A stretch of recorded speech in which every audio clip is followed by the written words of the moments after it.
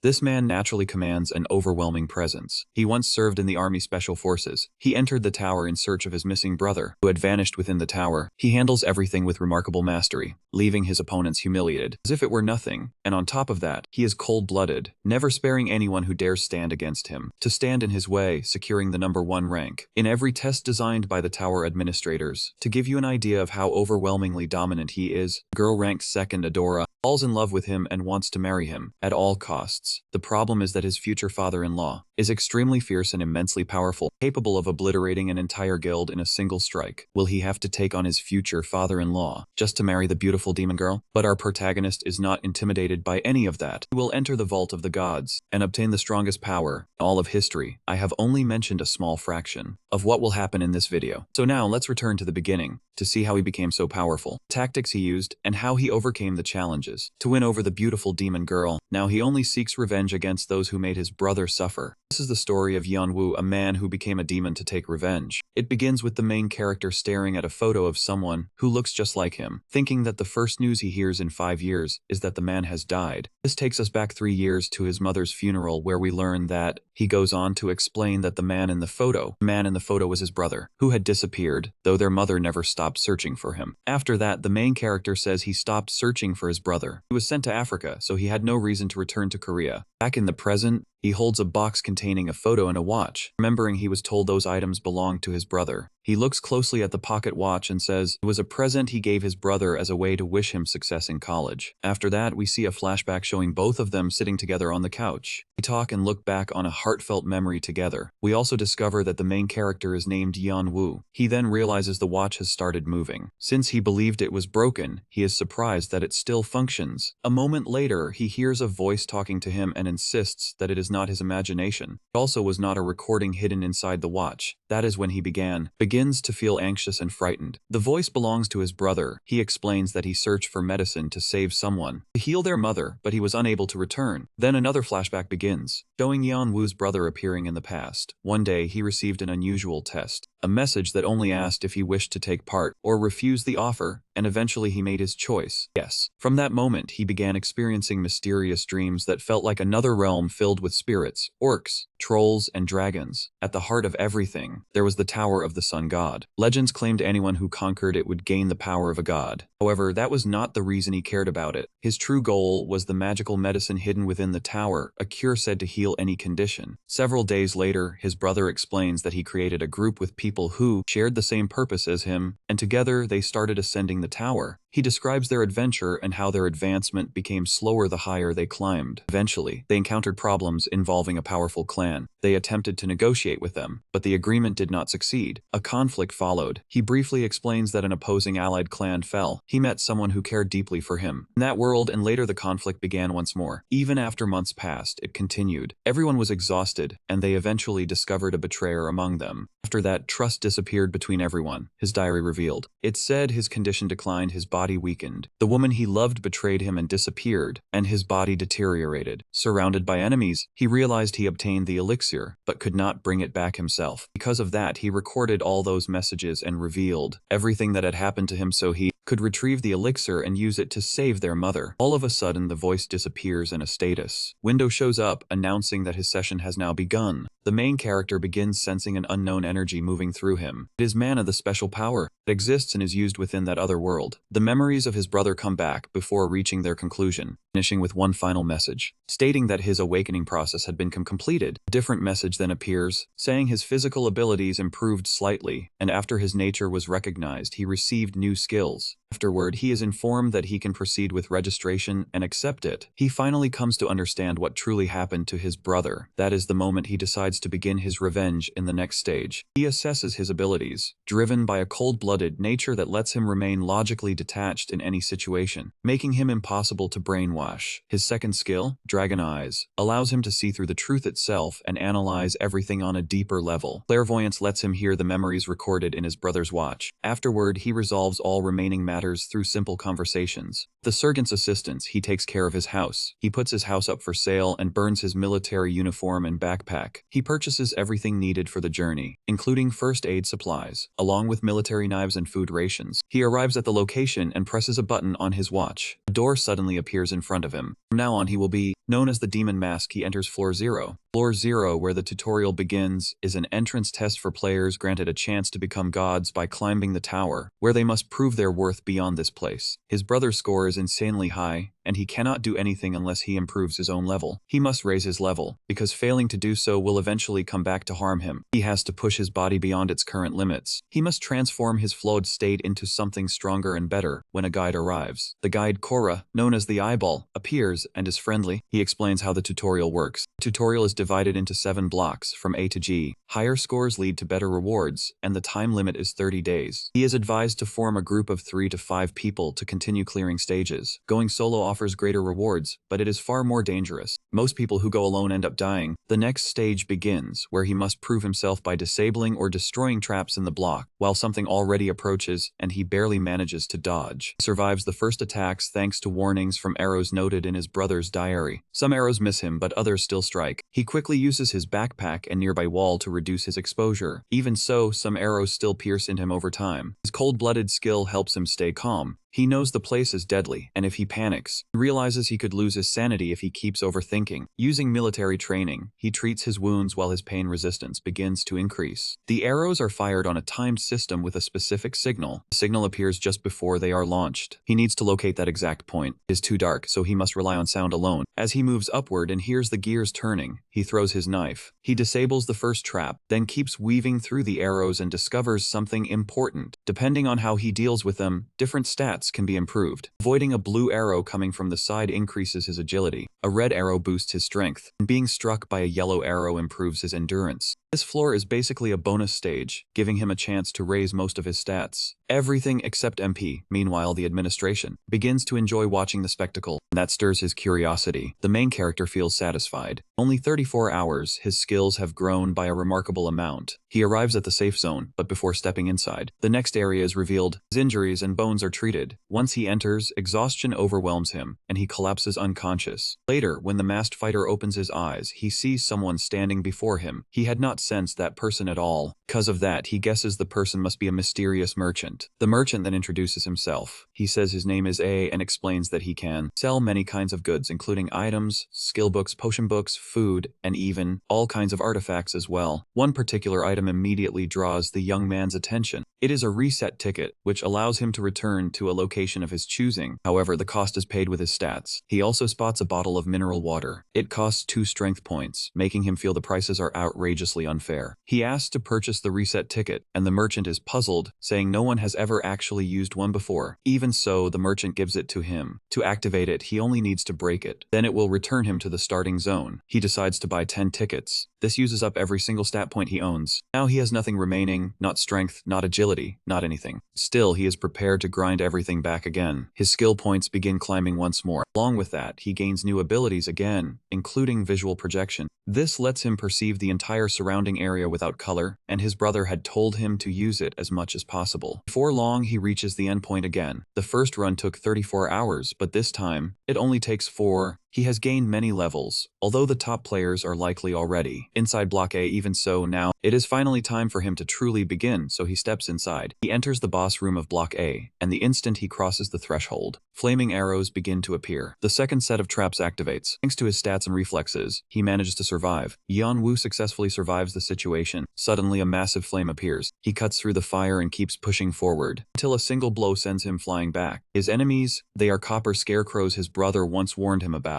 They are constructs. They can replicate a user's skills, and if he defeats them, he can gain access to the boss room. The only way to win is to destroy or stab them directly. He activates his dragon eyes. This allows him to spot their weak points. He also recalls advice about striking when their mana sensors appear, remembering it clearly. He dodges an attack and stabs one of them. She is confused and cannot understand how he knew about the sensors. He questions her, but she keeps denying it until she finally explains that she is able to see the magic surrounding them. He immediately realizes how valuable this ability is. Such a rare skill is extremely powerful. He asks her to teach him, but she refuses, thinking defeating them without magic is impossible. After understanding the situation, competition, she agrees to teach him if he helps her clear the stage. Yeon-woo agrees, but remains cautious since her appearance is concealed and unclear. Just like that, they form a team. On that stage, the protagonist continues taking down enemies one after another. One enemy after another falls. Meanwhile, she teaches him the basics of magic. He also begins to learn more about his brother's true nature, which helps explain why his brother was so powerful. When they finally reach the door, Yeon-woo gains a large amount of karma, the reward currency for clearing stages and defeating enemies, which can be used to buy or trade items. He considers hiding the amount of karma he earned. Since it would shock everyone, he chooses to stay low profile and enters. He enters Block A, a coliseum filled with people who cleared the stage. Many of them are heavily injured, and whispers begin spreading. They call him mysterious as they talk about him. Others urge her to go inside, and she is nearly in tears. She is overwhelmed with joy that she finally made it. She notices a group of men and becomes angry. They ask her what is wrong. She ignores them and follows Yeon-woo instead. All the while, she continues sharing everything she knows about magic. After giving him all the help she can, they eventually part ways. People call her Yul. Those men were recruited by Arandon, a well-known player whose group dominated the tutorial, and he instructed them to join him after clearing the stage. However, a problem arose as the enemies were far stronger than their team. Their chances of survival were almost zero. Among everyone there, Yul was considered the weakest since her only useful ability was analyzing magic. Because of that, they seized her and tossed her away as bait to draw the monster's attention while they escaped. From the trial, Yul could only stare at their backs as they abandoned her to her fate. Now that she sees their faces again, she makes it clear she wants no connection with them. In her eyes, they were no better than worthless scum. They try to apologize, but Yul refuses and turns to leave. Their true motive is simple. They had already told their leader that Yul had given herself up. If he discovered she was alive and heard the truth, Arandon would remove them from the group. Fortunately for them, no one else was around, and since they had already managed to get rid of her once, they believed they could repeat it. One of them pulls his sword, aiming to strike her from behind, but Yeon-woo calls them disgraceful and cuts off his hand. He had already realized that Yul had been betrayed, so he decided to interfere. Still, the deeper reason was that her situation reminded him of his brother. The man shouts at him in anger, furious that Yul caused him to lose his hand. Yeon-woo coldly tells him to try it again. Then he commands the others to throw down their weapons, or he will break their leader's arm. The instant they hear their leader cry out in pain, they release their weapons. However, Yeon-woo thinks they are complete fools and breaks the arm regardless. They begin to object, but their leader collapses to the ground. They rush in for revenge, yet Yeon-woo handles them without effort. Afterward, he simply tells Yul to be far more careful about the people she chooses to trust. Then he turns and leaves. After hearing her thank him, he also advises her to visit Flower Garden and take a closer look at it, since it might be very useful to her. Only then do they truly part ways. By this point, the protagonist has drawn the attention of two different people. It was obvious he was undeniably strong even after evoking Oren. Brandon's subordinates decide to continue observing him carefully. Yeon-woo Block B begins next. 4 doors stand before him, and he only needs to choose one. The farther right a door is, the harder it becomes. He selects the black door because he knows Bathory's vampiric dagger is hidden inside. After entering, he finds himself in an enormous chamber, where the goal is to reach the opposite side, across the water, but when he tosses in a stone, it dissolves immediately. With dragon eyes, he notices. He touches a small tile infused with mana, and immediately something triggers. A tunnel suddenly opens up, revealing a hidden dungeon he has discovered. Moving deeper, he notices white moss spreading across the area, clearly harmful to humans. Insects and small animals are still present in the area as well. He learns that this white moss can be treated as food, since moonlight enhances its power, generating heat in the body and granting fire-like traits. Something Yeon-woo understands. It turns out to be a valuable recipe that strengthens bones and muscles. Since the human body is fragile and prone to injury, building a stronger frame would greatly help him in future battles. However, to craft it, he requires the heart of an insect creature, so he throws his father's dagger forward at a giant centipede. The moment it is struck, the creature rushes straight at him. Yeon-woo quickly realizes the dagger had no effect, as its shell is far too hard. But after activating his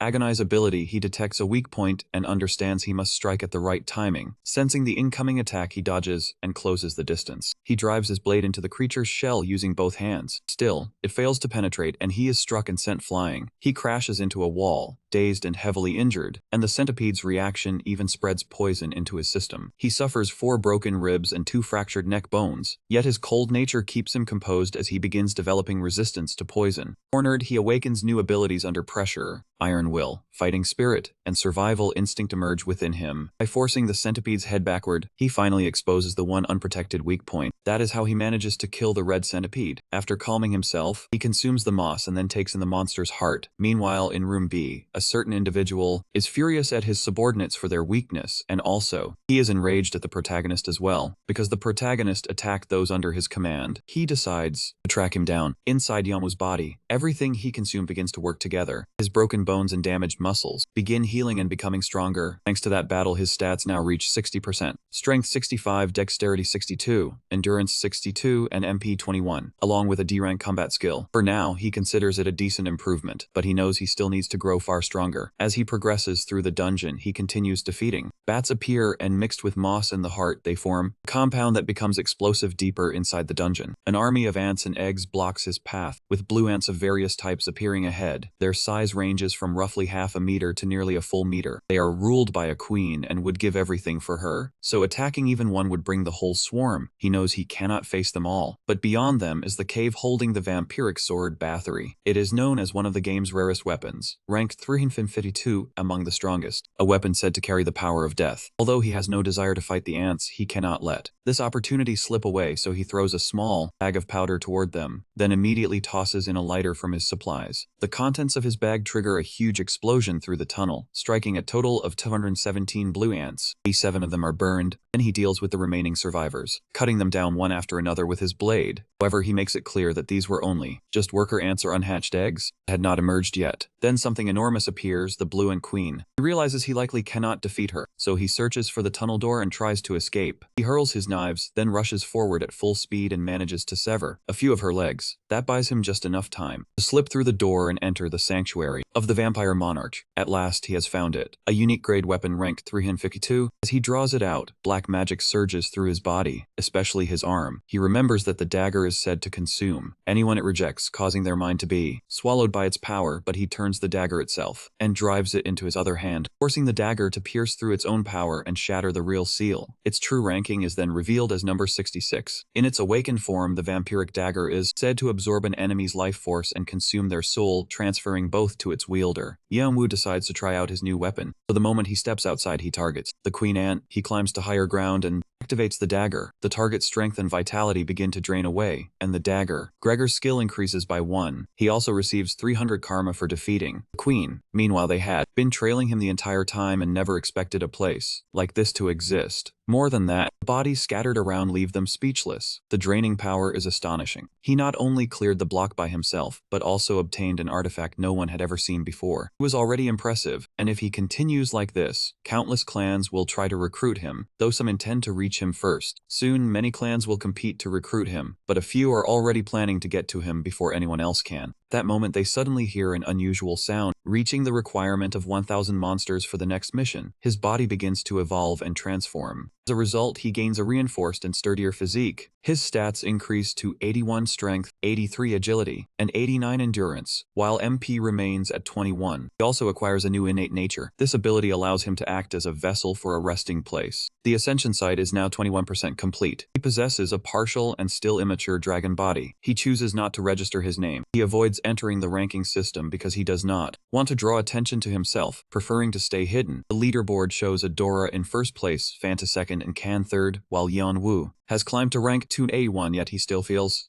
far behind them, wondering how those people advance so quickly when his instincts suddenly alert him that someone is approaching. He assumes it may be an attempt on his life, so he throws his dagger at the first movement, but the attack is barely blocked, and Yeonwoo asks if they are from Arandan's group. After confusion and a brief argument, they apologize and explain they came looking for him because they want him to join forces with them as an ally. Doyle turns away, clearly embarrassed. Even after multiple offers, Yeonwoo refuses, seeing no real benefit in joining them. They are shocked and ask if he truly does not know who Khan is. He is considered the biggest star in the tutorial, Doyle explains, telling him not to worry about Khan as he is known for being arrogant. Doyle then starts explaining more clearly from the beginning. Khan and Doyle were among the top ranks, second and third, and Yeonwoo recalls he believes them, using a skill that makes intentions appear clearer when someone is telling the truth. Even so, he still cannot understand why they want him on their team. Still, he does not understand why they specifically want him. Then he recalls the Colosseum see him and realizes that must be when he drew their attention. They further explain they are searching for an artifact they could not obtain alone, so they need his assistance. The item is Aragon's crown guarded by Lizard King Aragon, a fierce and dangerous enemy. The reward is a crown that enhances presence, though the protagonist is not particularly interested in it. Still, it is another dungeon, meaning more opportunities to grow stronger, so he agrees to join them but only under one condition. He intends to claim every item they discover, with the exception of the crown. After some consideration, they agree to the plan. They introduce themselves and Yan Wu does the same. He uses the name Kane to conceal his identity. Goblin tries to report the situation to his general, but he is taken out first. The red-haired girl is puzzled. He had only been in Block B a short while ago. He wonders if he has already grown stronger and cleared Block D, with all his stats restored. It is daytime there, and for the first time he experiences real sunlight. They explain the tower has both inner and outer regions. The inner area includes blocks A to D, while the outer covers blocks E to G, and Block E has now begun. He also receives a token. Additional tokens are hidden throughout Block E, and he must collect 99 to prove himself. In simple terms, players may steal them or even take them through combat. Collecting 99 on your own is extremely difficult, so taking them from others is often the easier route. Watching the others, he does not appear particularly. He shows little interest in the tokens but continues to observe them carefully. They explain the area is vast with an eastern region. Mountains dominate the east, while a river flows through the west. The south is also mountainous, and the north holds a dense forest acting as a route. Beyond that forest lies a swamp. The unusual aspect of this test is that it contains a wide variety of monsters shaped by their environments. Meanwhile, Arandon is furious that they still have not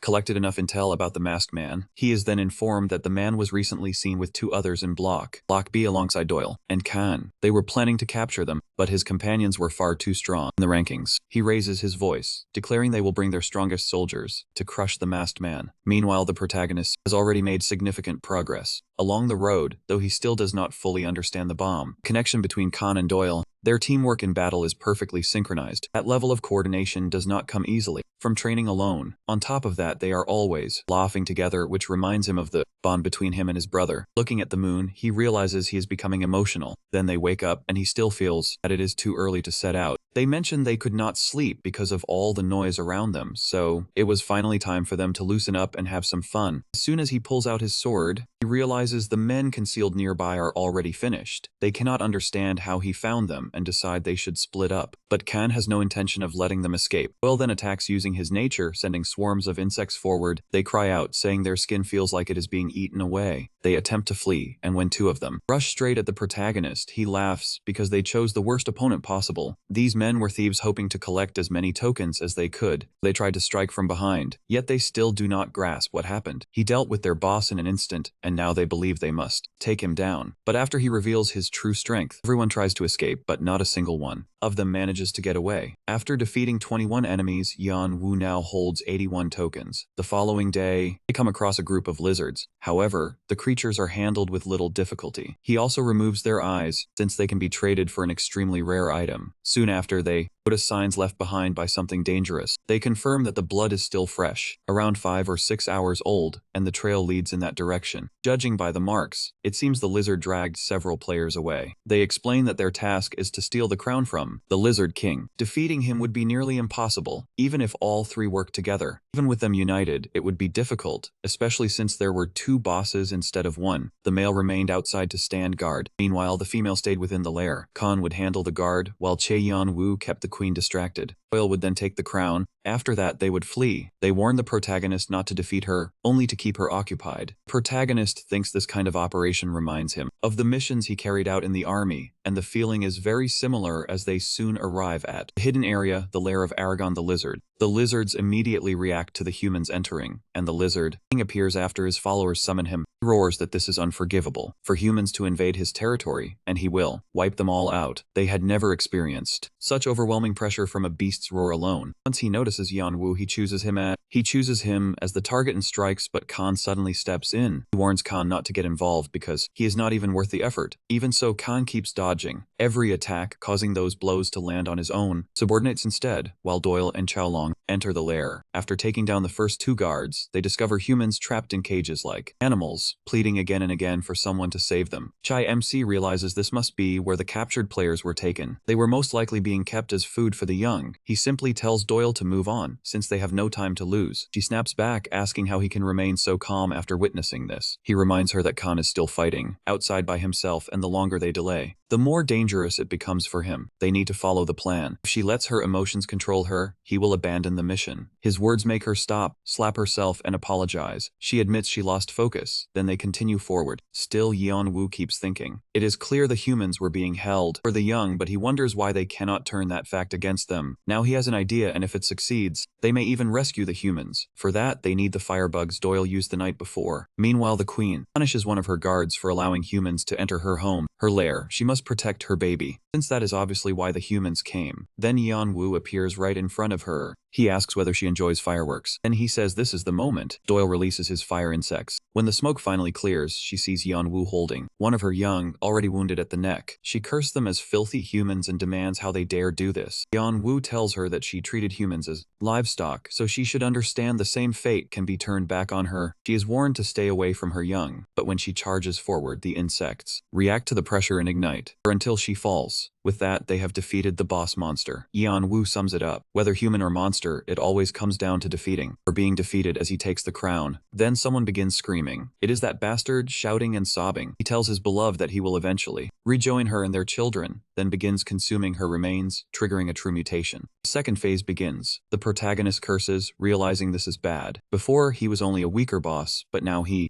possessed the heatwave skill, and after its transformation, its power had grown overwhelmingly strong. Even coming within a centimeter of it could mean being wiped out, so he knew he had to act quickly, otherwise he would die. Then, through one of the insects, Doyle reminds him to stick with the plan, while the Lizard King roars that they should not hide. And as soon as the protagonist steps forward, he immediately charges into attack. After forcing him back, they announce that the moment has come. The king declares he will show no mercy, fully embracing his revenge without restraint as he prepares to strike. He attempts to use Heatwave, but Cha Young-woo stops him. The attack is interrupted as Khan counters and pushes him back. Then delivers a counterstrike, while Doyle attacks him from behind, burning him. After several exchanges, the battle continues intensely. The monster is now exhausted, and Yeon-woo realizes that this is the perfect opportunity. Using his power, he activates. Heatwave evolves, and through his skills it transforms. It changes into flame and fusion, and just one glance at the stats nearly causes him to black out, and the others quickly catch him. They are both worried, but he reassures them, saying his regeneration will keep him fine. More importantly, they need to move on. They proceed to rescue the captives, who cry in gratitude after being saved. Everyone they rescued recognizes them immediately as well-known and famous players, but he insists they should not thank them, only thank Yeon-woo instead. He points toward Yeon-woo, though the captives react angrily toward him. Recall how Doyle found them, and how he ordered Doyle to abandon them, showing clear cruelty. They accuse him of having no humanity, but are told to stop talking, as what matters is that he saved them, even if he ended up badly injured in the process. After hearing this, the man slowly lowers his head and apologizes, admitting he did not understand the situation. He also gives Yeon-woo a personal apology, but the protagonist considers them all to be untrustworthy traitors. In the past, he had risked everything to secure what they needed. When he needed help, they all abandoned him. Then one of the chief's disciples arrives and says not to worry, as he already has a plan. The Lizard King took all their supplies, so without anything they would not survive a night outside. They must gather what they need and escape, because if they are caught, it will not matter. They would die either way, regardless of their actions, and he already has a strategy since one of his allies possesses the fast hand trait. Meanwhile, the protagonist is distributing the rewards as agreed, allowing them to keep the crown without objection, while Doyle is pleased because he trusted Yeon would keep his promise. He jokes that Doyle sounds like he is volunteering to get hit. Even though he was strange, the protagonist couldn't bring himself to dislike him. He then collects his share of loot, the Lizard King's weapon, a red helmet, a battle axe with a war cry effect, and 3 items, hard crystals and a Carcina dagger. Then he looks up. He tells them to come out. They ask if he knows the mysterious merchant. When he denies it, the merchant is confused. He thought they had some kind of special connection. After a long round of negotiation, Yeon-woo finally succeeds. He manages to sell all the blue crystals. Dungeon crystals sold for 400 tokens, bringing his total up to 6.98. The merchant complains that this would drain all his funds. Then the protagonist asks for one more item, a mask showing mercy. The merchant offers it in exchange for 5 strength points, but Yeon-woo refuses. Without handing it over, the entire deal falls apart. The merchant gets angry, but says it is a gift for him. He storms off in frustration, telling him to enjoy it. Before leaving, he remarks that Yeon-woo bargained too confidently, so he might have heard rumors about what happened elsewhere. The MC denies it. The merchant tells him to forget it and leaves. Thinking through what could be going on, he arrives at the conclusion that high-grade artifacts are not being mass-produced, because there must be a war between clans and rankers. They ask Yeonwoo what he plans to do next. Since he is still far from the top, sitting at rank number 51 in the standings, he feels he still has one more card to play. They ask to continue following him, because working with him has gone very well, and they have formed a strong team. He still turns them down as he has other things to handle. Still, he finds them odd. At times they are harsh, and other times overly gentle. Being friendly like that only attracts trouble, and on top of that, this place is full of people like that. After hearing his refusal again, they agree, and he figures the swamp is large, so it will take time to move through it. There are many lizards roaming around along with weaker players. They rely on them for support. He asks Kan what to do, and Kan says they can only escort them out. The others say they did everything they could, and he simply laughs. In his eyes, they are nothing more than useless lackeys. Even their leader was not spared. Simply stealing from them was not enough. Players ranked 3rd and 11th also had to fall. If he removed them, he would move much closer to first place. He still knew nothing about the masked man, yet one glance made his body go cold. He felt less like a person and more like a monster. Then the man asked them to help his gravely ill friends. They were worn out as well, so they asked if they could stop and rest for a short while. He decided this was the right time to give them some tokens. That way, they would have enough to survive by themselves. Still, he thought their long captivity had broken their will, so allowing them a brief rest seemed reasonable. He laughs, thinking they only need a little more time, because his allies are waiting close by, and they are the scavengers. Once those fools guided them into the ambush, Kan would be finished. He expected Kan to fall at their hands, but Yeonwoo was already behind him, and dealt with him in an instant. No one could make sense of the situation. When he looked back, he realized the attackers must have been their own underlings. After using his skill, he could detect even the smallest movement nearby. After observing Kan and Doyle, everything made sense. Their commands, their way of speaking, and the clues they thought were hidden. He sharpened his senses to uncover the truth and saw through the entire scheme. He also detected strangers waiting in ambush, confirming they were scavengers, so he chose to move first. But Kan holds him back and asks what he is doing. Jane tells him he still has a long road ahead, before he can truly become a real player. As he scans the area, he finally understands. He had never noticed that the others had already encircled them. Their boss demands to know what is happening, but they silence her because to them she is still nothing more than livestock. There were far too many. They did not know who these people were. The protagonist works it out and realizes they must be the ones operating human farms, making deals with monsters and pretending to be injured or endangered to lure victims into trap areas where they steal their tokens and artifacts before sending them away to the farms. He believes the true victims from the farm had already been removed and replaced. They celebrate all the newly stolen artifacts and feel completely confident that their plan succeeded, but while trying to contact each other, one of them suddenly stops responding. He realizes at once that his brother went silent because of an ambush. He shouts for the person responsible to reveal himself, but when he turns to his side, his brother is already at the end, using his final strength to warn him to run. But standing behind him was Yeonwoo. Kan could not understand what was happening to someone random. He was supposed to control these floors, yet the human farms had been operating right beneath his awareness the entire time. Then the protagonist appears, followed by desperate screams. That brings the scene to an end. The scavengers were eliminated as quickly as they had attacked. They are overwhelmed, and Yeonwoo says they believe they had rescued those people, but the victims had already lost their lives. This would likely leave them scarred forever. At that moment, no one could offer them any comfort. Kan then asks how he can remain so calm after everything. He does not know what kind of life Yeonwoo lived, but wonders if everyone from his world was like that. Yeonwoo simply replies that if everyone were like that, the world would fall into complete chaos. Kan rubs his head, unable to understand his calmness, and cannot stop thinking Yeonwoo had suspected them all along. Though that was not true. Yeonwoo had only believed they were decent people. He says nothing more and bids them farewell, since it is time for them to separate. Doyle tries to stop him, but Kan holds her back. Yeonwoo merely thinks he can no longer stay with them, because he cannot afford to waste his only opportunity. In Arendon's room, they report that Squad 2 has been completely defeated. He thought Squad 2 would be sufficient, but clearly he was wrong. So now Squad 1 must be readied. They are elite members personally trained by the Blue Sword Guild, and he will move as well. He cannot believe this is happening before they have gathered all the sacrifices. Yet the people behind Bloodsword and Foxdale are dangerous, so they must be removed quickly. Because war is about to erupt, they need to preserve as much power as they can. And a thunderous crash shakes the base. They report that the intruders have arrived. Bloodsword and Foxdale. Arendon asks why they do not have a little fun with them. Yeonwoo appears and cuts down the first guard, then presses a dagger against the next guard's neck and asks only one question. whether anyone has seen a hunter nearby. He then explains that this person knows the location of the hidden piece. It is the Akasa serpent, which appears only at a certain time, so he cannot find it without that person's help. In the past, his brother met the man while hunting the serpent, and he became his first master. Galliard appears, and when he tries to strike, someone asks what the hell he is doing. Galliard is a dark elf. Darren introduces himself as Kane. He says a friend told him about Galliard, so he has come to buy an item called the Undine Mirror. Galliard curses at him but still allows him inside. He learns that the Undine Mirror is an artifact containing